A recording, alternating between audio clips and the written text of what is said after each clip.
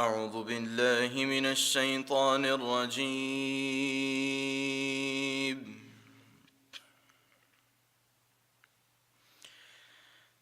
بسم الله الرحمن الرحيم.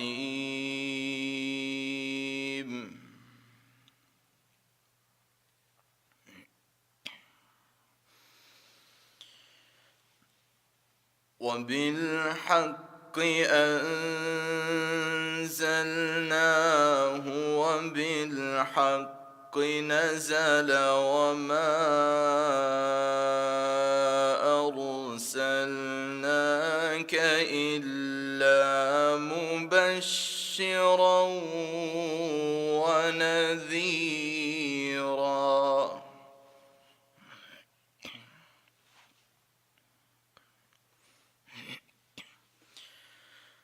وقرآنا فرقناه لتقرأه على الناس على مكث ونزلناه تنزيلا.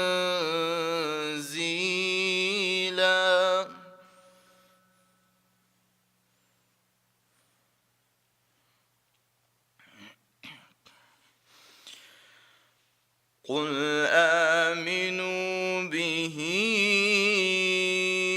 أو لا تؤمنوا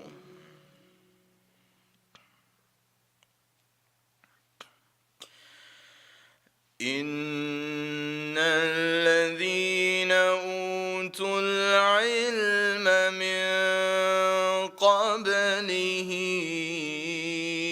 إذا يتلى عليهم يخرون للأذقان سجدا.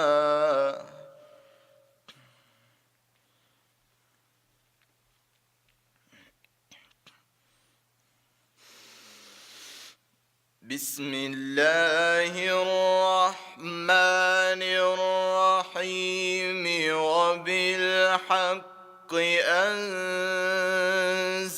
أنزلناه وبالحق نزل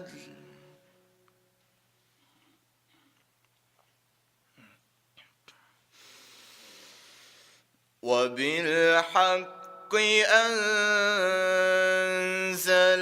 أنزلناه وبالحق نزل وما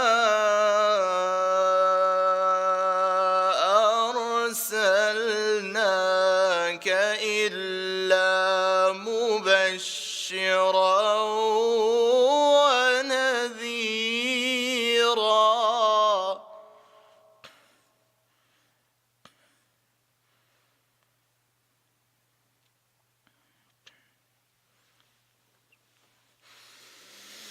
وقرآنا فرقناه لتقرأه على الناس على مكث ونزلناه تنزيلا.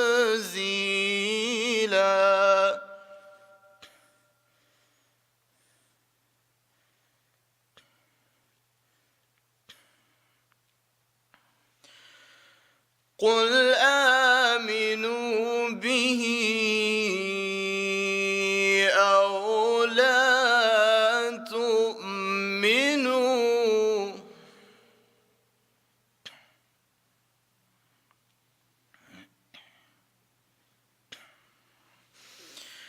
إن الذين أوتوا العلم من قبله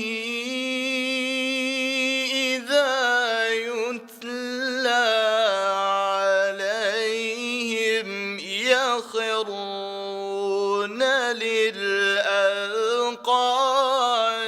سجدا.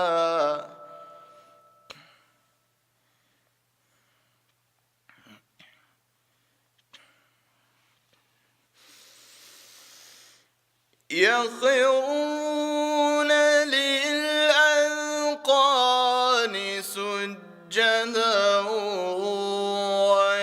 ويقولون سبحان ربنا إن كان وعد ربنا لمفعولا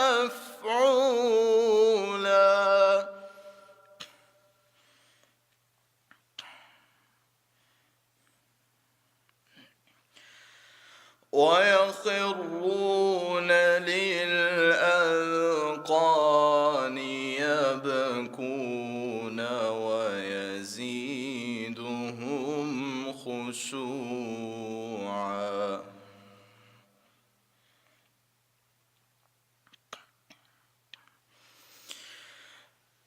قل ادعوا الله أو ادعوا الرحمن أيما تدعوا فله الأسماء الحسنى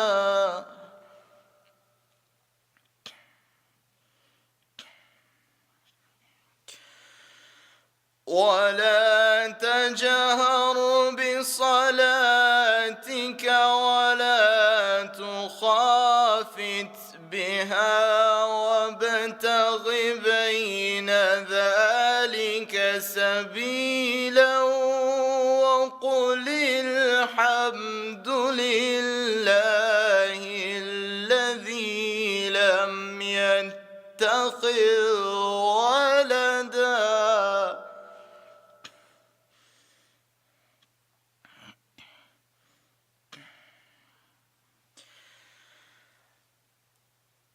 قل ادعوا الله أو ادعوا الرحمن أيما تدعوا فله الأسماء الحسنى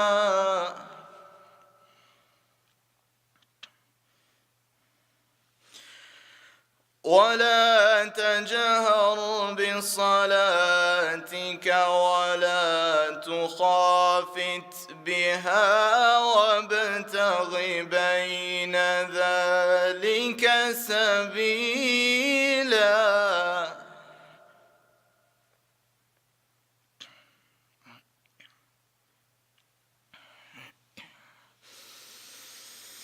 وقل الحمد لله الذي لم يتخذ ولدا ولم يكن له شريك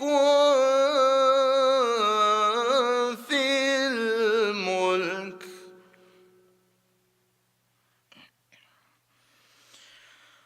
ولم يكن له شريك في الملك ولم يكن له ولي من الذل وكبره تكبيرا صدق الله العظيم. السلام علیکم ناظرین، ہماری بڑی خوش قسمتی کہ آج ہمارے درمیان مسجد دارالسلام میں مفتی منیر احمد اخون مفتی اعظم امریکہ دامت برکاتہ موجود ہیں. ہمیں ان کے علمی اور روحانی علم سے فیض یاب ہونے کا موقع نصیب ہوا ہے، تو آئیے انشاءاللہ توجہ سے ان کا بیان سنیں. الحمد للہ نحمده ونستعینه ونستغفره ونؤمن به ونتوكل عليه ونعوذ بالله من شرور أنفسنا ومن سيئات أعمالنا من يهده الله فلا مضل له ومن يضلل فلا هادي له ونشهد أن لا إله إلا الله وحده لا شريك له ولا نظير له ولا مثل له ولا مثال له ونشهد أن سيدنا وسندنا وشفيعنا وشفيع أمرنا وحبيبنا وحبيب ربنا ومولانا محمدا عبده ورسوله أرسله الله إلى كافة للناس بشيرا ونذيرا وداعيا إلى الله بإذنه وسراجا منيرا أما بعد فأعوذ بالله من الشيطان الرجيم بسم الله الرحمن الرحيم قد أفلح من تزكى وذكر اسم ربه فصلى بل تؤثرون الحياة الدنيا والآخرة خير وأبقى إن هذا لفي الصحف الأولى صحف إبراهيم وموسى۔ اللہ تبارک و تعالیٰ نے اس کائنات میں جو بھی چیز بنائی ہے اس کا ایک مادہ بنایا ہے اور ایک بنائی اس کی صورت۔ مادہ بدلتا نہیں ہے، صورت بدلتی رہتی ہے۔ اللہ نے اس کائنات میں جو بھی چیز بنائی ہے اس کا ایک مادہ بنایا ہے اور ایک بنائی اس کی صورت۔ مادہ بدلتا نہیں ہے، صورت بدلتی رہتی ہے۔ مثلا گارا ہے، گارے کا ایک مادہ ہے اور اس کی چند صورتیں ہیں۔ گارا کبھی اینٹ کی شکل میں نظر آتا ہے، کبھی برتن کی شکل میں نظر آتا ہے، کبھی دیوار کی شکل میں نظر آتا ہے۔ تو گویا کہ گارا اس کا مادہ تو وہی رہتا ہے لیکن مختلف صورتوں کے اندر ہمیں نظر آتا ہے۔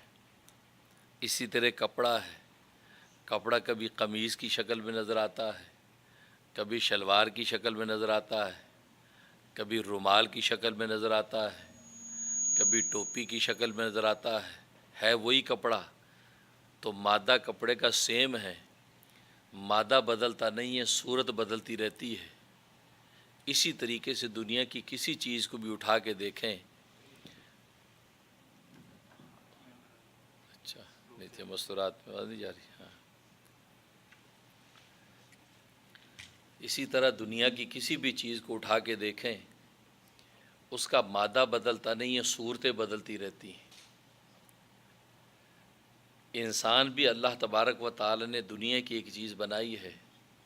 انسان کو اللہ تبارک و تعالی نے حیات اور زندگی عطا کی ہے، تو انسان کی زندگی کا بھی ایک مادہ ہے اور چند اس کی صورتیں ہیں۔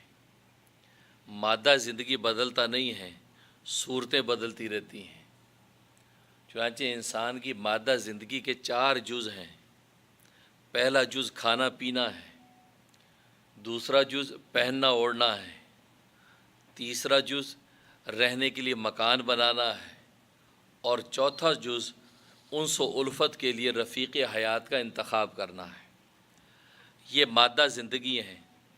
مادہ زندگی بدلتے نہیں ہیں، بھلے نبی کی زندگی ہو، امتی کی زندگی ہو، مومن کی زندگی ہو، کافر کی زندگی ہو، بوڑھے کی زندگی ہو، جوان کی زندگی ہو، مرد کی زندگی ہو یا عورت کی زندگی ہو، کسی بھی شعبے کے انسان کو اٹھا کے دیکھیں، اس کا مادہ زندگی یہی رہتا ہے کہ وہ کھاتا پیتا بھی ہے، پہنتا اوڑھتا بھی ہے، رہنے کے لیے مکان بھی بناتا ہے اور انس و الفت کے لیے رفیق حیات کا انتخاب بھی کرتا ہے۔ اور یہ 4 چیزوں کے مجموعے کا نام دنیا ہے۔ اس کے بعد 5ویں کوئی چیز دنیا نہیں ہے۔ آج پوری دنیا کے اندر جو دوڑ دھوپ لگی ہوئی ہے، ان 4 ہی چیزوں کی محنت ہے، یا کھانے پینے کے حصول کی محنت ہے، یا پہننے اوڑھنے کی حصول کی محنت ہے، یا رہنے کے لیے مکان بنانے کی محنت ہے، یا انس و الفت کے لیے رفیق حیات کے انتخاب کی محنت ہے، اس کے علاوہ پانچویں کوئی صورت نہیں ہے۔ اگر کوئی پانچویں چیز نظر آتی ہے تو ان میں سے کسی کی کوئی برانچ اور شاخ تو ہوگی، مستقل کوئی نہیں ہے۔ چار جز ہی کا نام دنیا ہے، اسی پر انسان ساری کی ساری محنت کرتا نظر آتا ہے۔ اور میں نے بتایا کہ دنیا کا کوئی بھی انسان، یہاں تک کہ انبیاء کرام علیہم الصلاۃ والسلام بھی کھاتے پیتے بھی ہیں، پہنتے اوڑھتے بھی ہیں، رہنے کے لیے مکان بھی بناتے ہیں، اور انس و الفت کے لیے رفیق حیات کا انتخاب بھی کرتے ہیں، شادی بیاہ بھی فرماتے ہیں۔ اسی طرح ایک مومن، ایک عام امتی اور مومن کی زندگی ہے، وہ بھی یہ چار ہی جز کی دنیا کے جو اجزاء ہیں ان کو حاصل کرتا ہے۔ ایون ایک کافر کی زندگی ہے، وہ کافر بھی کھاتا پیتا ہے، پہنتا اوڑھتا ہے، رہنے کے لیے مکان بناتا ہے، انس و الفت کے لیے رفیق حیات کا انتخاب کرتا ہے۔ وہ الگ بات ہے کہ اس کو حاصل کرنے کے راستے الگ الگ تجویز کرتا ہے۔ ایک بادشاہ سمجھتا ہے کہ بادشاہت کی مسند پر بیٹھ کر یہ چاروں چیزیں آسانی سے حاصل ہو سکتی ہیں۔ ایک تاجر سمجھتا ہے کہ تجارت کا راستہ اختیار کر کے یہ چیزیں آسانی سے حاصل ہو سکتی ہیں۔ ایک ملازم سمجھتا ہے کہ ملازمت کا راستہ حاصل کر کے ان چیزوں پر میں عمل کروں گا۔ ایک عام، یہاں تک کہ ایک مانگنے والا گداگر جو گلی کوچوں میں مانگتا پھرتا ہے، اس کے ذہن میں یہی ہے کہ یہ آسان راستہ ہے، اس کے ذریعے سے کھانے پینے کا انتظام کروں، پہننے اوڑھنے کا انتظام کروں، رہنے کے لیے جھونپڑے کا انتظام کروں، اور اس کے ذریعے سے انس و الفت کے لیے رفیق حیات کا انتخاب کروں۔ تو مادہ زندگی بدلتا نہیں ہے، اسی کے نام دنیا ہے۔ اور میں نے بتایا کہ دنیا، نبی کی زندگی میں یہ ساری دنیا موجود ہے، نبی کی زندگی بھی اس دنیا سے خالی نہیں ہے۔ چنانچہ آج اگر ایک شخص یہ سمجھے کہ یار دین میں اگر لگ گیا تو دنیا چھوٹ جائے گی، تو اس کے نفس کا دھوکہ ہے کہ دین میں لگ کے دنیا چھوٹتی نہیں ہے، بلکہ دنیا فلٹر ہو کر پاکیزہ ہو کر ملتی ہے۔ اس لیے کہ نبی سے بڑا دیندار کون ہوگا؟ نبی کی زندگی کے اندر بھی یہ ساری چیزیں موجود ہیں جس کو دنیا کہتے ہیں۔ اگر آپ دیندار بن گئے تو آپ کی زندگی میں سے دنیا کیسے نکل سکتی ہے؟ آپ کو کھانا پینا بھی ملے گا، آپ کو پہننا اوڑھنا بھی ملے گا، آپ کو رہنے کے لیے مکان بھی ملے گا، آپ کو انس و الفت کے حصول کے لیے آپ رفیق حیات کا انتخاب بھی ملے گا، یہ ساری کی ساری چیزیں آپ کو ملے گی۔ لیکن بات وہی ہے کہ دین میں لگنے سے یہ چیزیں پاکیزہ اور فلٹر ہو کر ملتی ہیں۔ تو اس لیے یہ ہے مادہ زندگی، اور مادہ زندگی کی پھر چند صورتیں ہیں۔ اس انسان پر 5 دور گزرتے ہیں، 5 صورتیں زندگی کی اس پر گزرتی ہیں۔ پہلے حیوانی زندگی کا دور، دوسرا انسانی زندگی کا دور، تیسرا ایمانی زندگی کا دور، چوتھا جو ہے عرفانی زندگی کا دور، پانچواں وحدانی زندگی کا دور۔ یہ 5 جو صورتیں ہیں، ان کو 5 دور کہنے چاہیے انسان کی زندگی کے۔ یہ 5 ادوار انسان کی زندگی میں گزرتے ہیں کہ جس سے انسان آگے سے آگے منزل کو طے کرتا ہے۔ سب سے پہلے اس پر حیوانی زندگی کا دور گزرتا ہے۔ حیوانی زندگی کا مطلب یہ کہ اس کا مقصد بس کھانا پینا ہے، پہننا اوڑھنا ہے، رہنے کے لیے چھت کا انتظام ہے، انس و الفت کے لیے کسی دوست کا انتخاب۔ تو جیسے بچہ پیدا ہوتا ہے، پیدا ہونے کے بعد عاقل بالغ ہونے سے پہلے جو دور ہے وہ حیوانی زندگی کا دور ہے۔ اس لیے کہ جس طرح کا حیوان وہ اپنی طبیعت پر چلتا ہے، وہ طبیعت کے تابع ہو کر چلتا ہے، اس کی طبیعت کھانے کو چاہتی تو کھانے لگتا ہے، جس چیز کو کھانے کو چاہے وہ کھانے لگتا ہے، اس کی اپنی کوئی پسند ناپسند کا تعلق نہیں ہے، اس کی طبیعت کے تقاضے کے ساتھ جیسے کہ حیوان زندگی گزارتا ہے۔ تو بچپن کا انسان، ایک چھوٹا بچہ، وہ اپنی طبیعت پر کوئی بھی چیز اٹھا کر منہ میں ڈالتا ہے، اس کو نہیں پتہ کہ یہ چیز میرے لیے نافع ہے یا میرے لیے مضر ہے، اس کو اس سے بحث نہیں ہے۔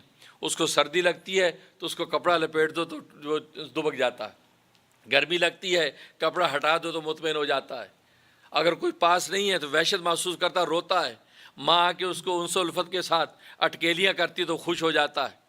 تو گویا کہ یہ 4 چیزیں بچہ بھی چاہتا ہے، کھانے پینے کا تقاضا کرتا ہے، پہننے اوڑھنے کا تقاضا کرتا ہے، رہنے کے لیے مناسب جگہ جہاں سردی سے بچے، گرمی سے بچے، اس کا تقاضا کرتا ہے۔ اسی طریقے سے کوئی اٹکیلیاں کرنے والا، انس و الفت کرنے والا اس کے پاس موجود ہو تو مطمئن ہو جاتا ہے۔ تو یہ حیوانی زندگی کا دور ہے، اور حیوانی زندگی کے دور میں طبیعت حاکم ہوتی ہے، انسان اپنی طبیعت پر فیصلہ کرتا ہے۔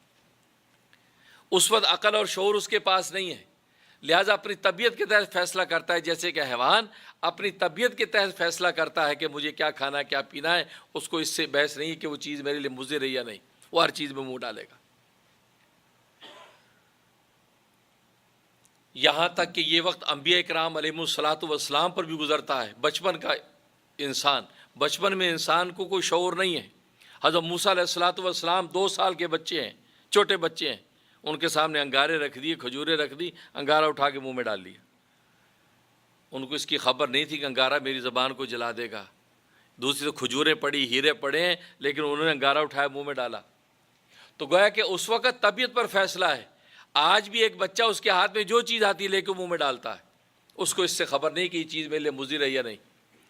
تو معلوم ہے کہ طبیعت حاکم ہے، یہاں پر جو ہے وہ طبیعت پر فیصلہ کرتا ہے۔ یہ حیوانی زندگی کے دور انسان بھی گزرتا ہے، اور جب انسان بالغ ہونے کے قریب عقل اور شعور اس کے پاس آنے لگتا ہے تو ایک زندگی کا دوسرا دور شروع ہوتا ہے، جس کو انسانی زندگی کا دور کہتے ہیں۔ انسانی زندگی کے دور میں عقل حاکم ہوتی ہے۔ اب یہ فیصلہ طبیعت سے نہیں، عقل سے کرتا ہے، اور جب عقل اس کے اندر آ جاتی ہے تو اس میں جمال پسندی پیدا ہو جاتی ہے۔ کھاتا پیتا اب بھی ہے، لیکن اب اس کی خوبصورتی کو بھی دیکھتا ہے، اس کی عمدگی پر بھی نظر رکھتا ہے۔ پہنتا اوڑھتا اب بھی ہے، لیکن اس پہننے اوڑھنے کی خوبصورتی کو دیکھتا ہے، اس کی عمدگی پر فیصلہ کرتا ہے۔ رہنے کا مکان اب بھی لیتا ہے، لیکن اب اس کی اپنی چوائس ہے، اب اس کے تحت فیصلہ کرتا ہے یہ کمرہ مجھے اس طرح سجانا ہے، یہ کمرہ مجھے اس طرح بنانا ہے۔ اس کے اندر جمال پسندی پیدا ہو گئی۔ پہلے طبیعت کے تحت فیصلے کرتا تھا، جمال پسندی نہیں تھی، لیکن جب اس کے اندر عقل آ گئی، اس کے اندر جمال پسندی پیدا ہوئی، ہر چیز کے اندر خوبصورتی اور کشش کو دیکھتا ہے۔ کرتا وہی 4 کام ہے، 5واں کوئی کام نہیں، لیکن اب جمال پسندی، اب کھانے پینا اگر اس کے سامنے رکھ دیں تو وہ اپنے اس عقل کے تحت جمال پسندی کے تحت فیصلہ کرے گا کہ یہ مجھے کھانا ہے کہ نہیں کھانا، یہ دیکھنے میں اچھا لگ رہا ہے یا نہیں لگ رہا۔ اور یہ وجہ ہے کہ انسان کی اسی جمال پسندی سے فائدہ اٹھاتے ہوئے آج دنیا میں صنعتی انقلاب ہے۔ صنعت کا جو انقلاب بھی جمال پسندی کے تحت ہے۔ کھانے پینے کی چیزیں مل رہی ہیں الگ الگ رنگ میں، الگ الگ روپ میں، الگ الگ سٹائل میں، نئی نئی ورائٹی میں ہمیں ملتی ہیں۔ حالانکہ بازار کھانے کی ایک چیز ہے، ایک مٹھائی ہے، لیکن مٹھائی گلابی رنگ کی بھی ملتی ہے، سبز رنگ کی بھی ملتی ہے، جو سفید رنگ کی ملتی ہے۔ رنگ کیوں ڈال دیے؟ رنگ اس لیے ڈال دیے کہ وہ جمال پسندی سے فائدہ اٹھانے کے لیے اس کی کشش کو بڑھا رہے ہیں۔ کپڑے رنگ برنگ کپڑے مل رہے ہیں، طرح طرح کے پرنٹ کے کپڑے مل رہے ہیں، حالانکہ سطر چھپانا ہے، بدن کو جو سردی گرمی سے بچانا ہے، بس کپڑا پہن لیں۔ لیکن نہیں، اس کپڑوں کے اندر طرح طرح کے پرنٹ، کپڑوں میں طرح طرح کے کلر، تاکہ کشش ہو۔ سردی ہے تو وہ ڈارک کلر کے کپڑے اس کو انسان کو جو ہے سردی اور حرارت کا احساس دیتے ہیں۔ اگر گرمی ہے تو لائٹ کلر، وائٹ اور لائٹ کلر وہ انسان کو جو کھلے پن کا احساس دیتے ہیں، تو انسان اس کے مطابق فیصلے کرتا ہے۔ تو یہ کپڑوں کے اندر کلر اور ورائٹی آ گئی، یہ مکانوں کے اندر رنگ، طرح طرح کے سٹائل مکانوں میں آ گئے۔ حالانکہ بظاہر ایک کوٹھا ہو، انسان چھت کے نیچے بیٹھ جائے، نہیں، آپ دیکھتے الگ الگ ڈیزائن کی دنیا کے اندر مکانات نظر آتے ہیں۔ طرح طرح کے سٹائل کے بنگلے بن رہے ہیں، کوٹھیاں بن رہی ہیں، مینشن بن رہے ہیں، اپارٹمنٹ بلڈنگیں طرح طرح کے خوبصورت بن رہے ہیں۔ یہ صرف کشش پیدا کرنے کے لیے، کیونکہ جمال پسندی انسان کے اندر آ گئی۔ اب یہ رہنے کے لیے مکان تو چاہتا ہے، لیکن خوبصورت مکان چاہتا ہے۔ اس خوبصورتی سے انسان یہ فائدہ اٹھاتا ہے، اور صنعتی انقلاب آپ کو نظر آتا ہے، کیونکہ صنعت اور تجارت ڈیمانڈ اور سپلائی پر چلتی ہے۔ چیزیں ڈیمانڈ اور سپلائی، جس چیز کی ڈیمانڈ زیادہ ہوگی اس کا پروفٹ زیادہ ہو جاتا ہے۔ تو دنیا کے اندر کھانے پینے کی چیزیں مل رہی ہیں، لیکن اب طرح طرح کے کلر میں مل رہی ہیں، طرح طرح کے سٹائل کے اندر مل رہی ہیں۔ شربت مل رہے ہیں، کوئی گلابی کے رنگ کا شربت، کوئی سبز رنگ کا شربت، کوئی پنک کلر کا شربت۔ حالانکہ شربت ہے، میٹھا ہے، جیسا بھی ہو، چینی گھول کے پی لیں، لیکن نہیں، اس کے کلر چینج، اس کی بوٹل بنانے کا سٹائل الگ، اور اس کے اوپر ریپر کیا ہوا ہے، رنگ برنگ اس کے اوپر جو ہے پھل پھول بنائے ہوئے ہیں، اس سے کشش بڑھتی ہے۔ مٹھائی کے ڈبے طرح طرح کے پیک کر کے دیے جا رہے ہیں، مٹھائی، برفی، کئی کے کلر کے اندر برفی نظر آتی ہے۔ یہ وہ جمال پسندی ہے جس کے ذریعے سے ڈیمانڈ بڑھتی ہے، اور چیز کی جب ڈیمانڈ بڑھتی ہے تو پروفٹ بڑھ جاتا ہے۔ تو ڈیمانڈ اور سپلائی، مارکیٹ فورسز جمال پسندی کے تحت کام کر رہی ہیں۔ اسی طرح پہننا اوڑھنا ہے، رہنے کے لیے مکان، انس و الفت کا انتخاب۔ اب جب چھوٹا بچہ تھا، کوئی بھی آ کے اس کے ساتھ اٹکیلیاں کرتے خوش ہو جائے گا، اس کو خبر نہیں میرا دوست ہے یا دشمن ہے، اس کو کچھ خبر نہیں۔ لیکن جیسے اس کے اندر عقل آئی، اب اپنے دوست کا انتخاب اپنی عقل کے تحت فیصلہ کرتا ہے کہ یہ دوست بنانے کے قابل ہے یا نہیں، یہ میری جمال پسندی کے تحت مجھے یہ لڑکی اچھا لگتا ہے کہ نہیں، یہ شخص میرے لیے اچھا ہے یا نہیں، مجھے خوبصورت لگتا ہے کہ نہیں۔ اب یہ خوبصورتی کے تحت فیصلے کر رہا ہے۔ اب اس کے تحت اس سے کیا دوستی یا انس و الفت کے لیے آگے بڑھے گا۔ اگر دیکھے گا نہیں یہ تو میرے باپ کا دشمن ہے، اس سے وہ انس و الفت حاصل نہیں کرے گا۔ چھوٹا معصوم بچہ ہے، اگر باپ کا دشمن آ کے اس سے اٹکے لیا کرے اس پر ہنسنے لگتا، خوش ہو جاتا ہے۔ لیکن جیسی عقل اس کے اندر آگے شعور آ گیا تو جمال پسندی کے تحت اب اپنی اس کی چوائس ہے، اس چوائس کے تحت اپنے دوست کا انتخاب کرتا ہے۔ انس و الفت کے لیے رفیق حیات کا انتخاب اپنی چوائس کے تحت کرتا ہے کہ ہاں مجھے یہاں نکاح کرنا ہے، یہاں نکاح نہیں کرنا۔ تو یہ جب انسانی زندگی کا دور ہوا تو عقل حاکم ہو گئی، عقل کے تحت فیصلے کرتا ہے۔ اور جب عقل آ گئی اور عقل کے ذریعے سے اس کے اندر جمال پسندی پیدا ہو گئی، خوبصورت چیزوں کو پسند کرتا ہے، تو پھر اللہ تبارک و تعالیٰ جس نے اس کو عقل عطا کی ہے، اللہ تبارک و تعالیٰ کا خطاب متوجہ ہوتا ہے۔ اگر تیرے اندر جمال پسندی آ گئی تو خوبصورتی کو پسند کرتا ہے، تو پھر یہ کر کہ اس کائنات کو خوبصورت بنانے والا جو ہے سب سے پہلے تو اس پر ایمان لے کے آ، جس نے آبشاروں کو حسن بخشا، جس نے وادیوں کو رعنائی بخشی، جس نے آسمانوں کو وسعت دی، زمین کو پھیلایا، جس نے اس کائنات کو حسن و جمال بخشا، اس کے اپنے حسن و جمال کا کیا عالم ہوگا۔ جسے گنے کے رس میں مٹھاس رکھی، جسے طرح طرح کے پھلوں کو میٹھا بنایا، پھلوں کو طرح طرح کی خوبصورتی اور تزئین دے دی، تو اس کو بنانے والے کا کیا عالم ہوگا۔ اگر تو جمال پسندی کے تحت دنیا کے اندر خوبصورت چیزوں کو پسند کرتا ہے، لہٰذا سب سے پہلے تو ذات کو پسند کر کہ جو ان سب کو خوبصورتی عطا کرنے والی ہے۔ لہذا خطاب متوجہ ہوتا ہے کہ تو اب کہہ دے اشہد ان لا الہ الا اللہ و اشہد ان محمد رسول اللہ۔ اب ایمان متوجہ ہوا۔ اب اگر یہ کہہ دیتا کہ اشہد ان لا الہ الا اللہ، کہ اس کائنات کو جس نے حسن بخشا، اس رب کائنات کے حسن کا کیا عالم ہوگا، میں اس رب پر ایمان لاتا ہوں، میں اس کے حسن و جمال پر فریفتہ ہوتا ہوں، تو اب اس کی ایک اگلی زندگی کا دور شروع ہو گیا جس کو ایمانی زندگی کا دور کہتے ہیں۔ پہلے حیوانی زندگی کا دور تھا، پھر انسانی زندگی کا دور تھا۔ یہاں مومن کافر دونوں برابر تھے، لیکن مومن نے کلمہ ایمان پڑھ کے اب ایمانی زندگی کا دور جب شروع کر لیا تو ایک اگلا دور اس کا شروع ہو گیا، ایمانی زندگی کا دور۔ اور ایمانی زندگی کے دور میں طبیعت حاکم نہیں، عقل حاکم نہیں، اب شریعت حاکم ہو جاتی ہے۔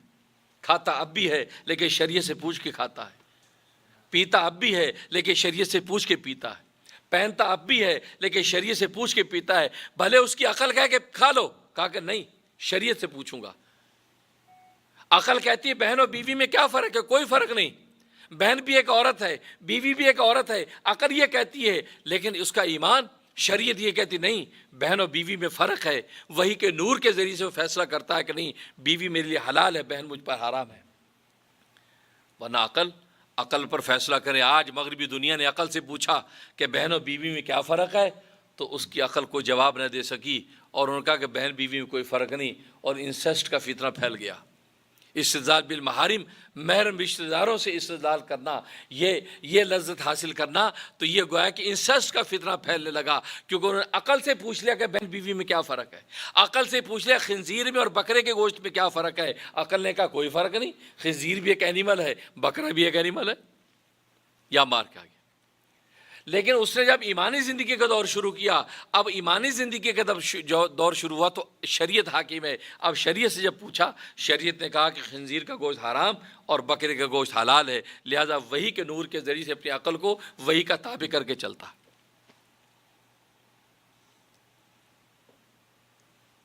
ایک مرتبہ نیو یارک میں ایک پارک کے اندر عصر کے بعد میں نماز پڑھ رہا تھا، ایک مرید میرے ساتھ تھے، جماعت کا وقت ہوا تو ہم نماز وہ پارک میں پڑھنے کھڑے ہوئے۔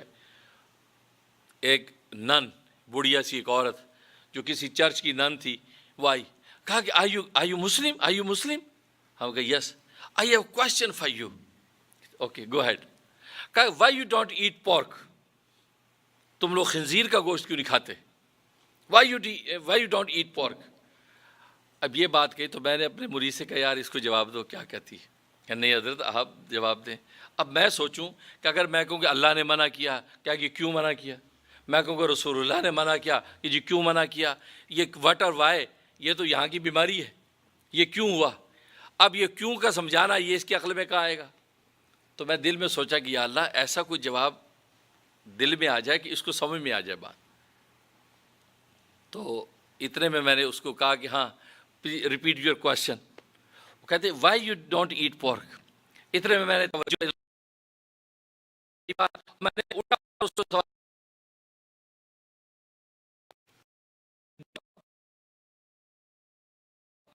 oh no